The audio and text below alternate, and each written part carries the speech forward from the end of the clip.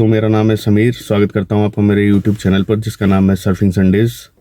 दोस्तों, मैं आज बनारस के बारे में बात करने वाला हूं क्योंकि हमने रिसेंटली विजिट किया है। तो बने रहिए मेरे साथ इस वीडियो पे।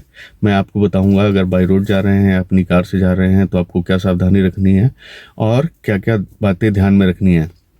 दोस्तों, मैं दिल्ली से जब चला था तो करीब शाम को 8:30 बजे यहाँ से निकला था और सुबह मैं 8 बजे ही पहुँचा था, क्योंकि हमें 12 घंटे लगे थे, क्योंकि हम एक वन गो में गाड़ी लेके नहीं गए थे पूरा। फिर 8 बजे पहुँचे थे। हमने जाते ही वहाँ पे होटल लिया एक छोटा सा, जो कि हमें पड़ा था 1000 पर रूम का, और एक रूम में 3 बेड लगे हुए थे। क्योंकि हमारा होटल वॉकिंग डिस्टेंस पे ही था हरिश्चंद्र घाट के, तो हमें पास में ही पड़ रहा था, तो हमें कोई रिक्शा या कोई रिक्शा लेने की ज़रूरत नहीं पड़ी। हम वहाँ से सीधे उतर के चले गए हरिश्चंद्र घाट। वहाँ से हमने एक प्राइवेट इंडिविजुअल बोट ली जिसका उन्होंने भाड़ा बताया था 2500 रुपये। लेकिन होता क्या कि आप बार्गेनिंग के बाद आप उसको 400-500 पे ले आ सकते हैं, आसानी से वो मान जाते हैं। लेकिन ये 84 घाट है। 84 घाट के बारे में पूरी उनको डिटेल मालूम होती है। वो आपको एक एक चीज़ बताते हुए चलेंगे, जैसे आप पूछते रहेंगे वो बताते रहेंगे। हम उस बोट से गए थे नदी के दूसरी तरफ, वहीं पे हमने नहाया था। फिर उसी बोट से हम आए थे दशाश्वमेध घाट, जहाँ से बाबा काशी विश्वनाथ का मंदिर बिल्कुल पास में है। और जब हम काशी विश्वनाथ कॉरिडोर के लिए जा रहे थे, उस तरफ ही 51वां शक्तिपीठ भी है, तो हम उसके दर्शन करते हुए भी गए थे।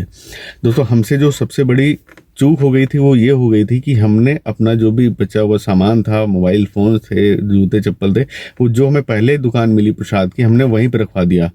आप ऐसा बिल्कुल ना करें। आप जब वहाँ पे जाएं तो आप अपना सामान अपने साथ कैरी करके जाएं। जो मंदिर का गेट आएगा उससे 2-3 दुकान पहले ही आप वहाँ पे जमा कराएं।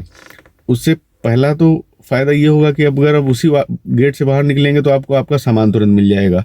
दूसरा, जब आप गली में लाइन में लगे होंगे तो वहाँ की दुकानें, वहाँ के फुटेज आपको बहुत पसंद आएंगे। अगर आपके पास कैमरा नहीं होगा तो आप नहीं ले पाएंगे, केवल देखेंगे।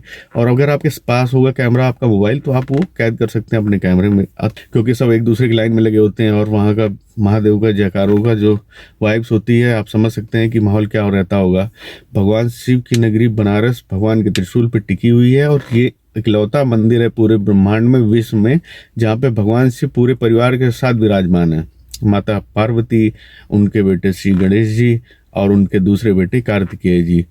और यही एक ऐसा मंदिर है जिसमें गंगा स्नान करने के बाद, दर्शन करने के बाद मनुष्य को अंतकाल में मोक्ष की प्राप्ति होती है, ऐसा कहा जाता है। दशाश्वमेध घाट जो है वो सबसे प्राचीन घाट है। लगभग 5000 साल पहले वहाँ पे ब्रह्मा जी ने हवन किया था। यहीं पे भगवान शिव का उन्होंने स्वागत किया था। यहाँ पे 84 घाट हैं।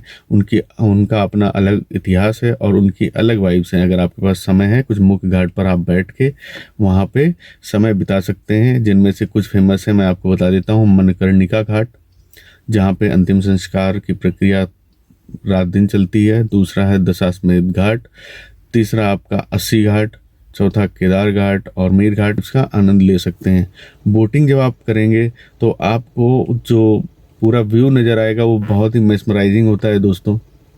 और जो हमने गंगा आरती अटेंड की थी वो शाम को की थी और बोट से की थी। अगर आप गंगा आरती में शामिल होना चाहते हैं तो आप समय से वहाँ पे करीब 1-1.5 घंटा पहले पहुँचिए, ताकि भीड़ होने से पहले आप गंगा आरती के आसपास ही रहें। अगर आप लेट जाएंगे तो आप पीछे खड़े रहेंगे, आपको कुछ सुनाई नहीं देगा, केवल आपको जयकारे सुनाई देंगे और ठीक से आप देख भी नहीं पाएंगे। अगर आपको वीडियो बनाना है या फ़ोटो लेनी है तो वो भी आप ठीक से नहीं ले पाएंगे।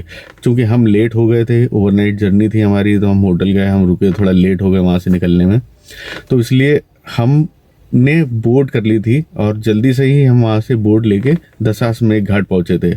हर घाट पे ही गंगा आरती होती है, जिसमें मुख्य रूप से हरिश्चंद्र घाट पे होती है, 80 घाट पे होती है और दशाश्वमेध घाट पे होती है। हमने दशाश्वमेध घाट जाके आरती दर्शन करे थे बोट से ही, और वहीं से हमने फिर पूरा व्यू लिया था।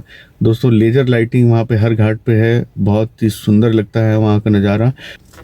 इन सब दर्शनों के बाद हम वहाँ से निकले।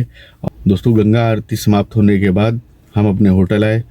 हमने होटल पे थोड़ा फ्रेश हुए, हाथ पैर धोए और हम निकल गए फिर 80 लंका चौराहे के लिए। हमने वहाँ पे खाए थे वेज कबाब पराठा, वहाँ के फेमस हैं, बहुत ही अच्छे थे। और ये सब खा पी के हम होटल आए। 4-5 घंटे रेस्ट करने के बाद हम वापस गाड़ी में बैठे और वहाँ से निकल गए।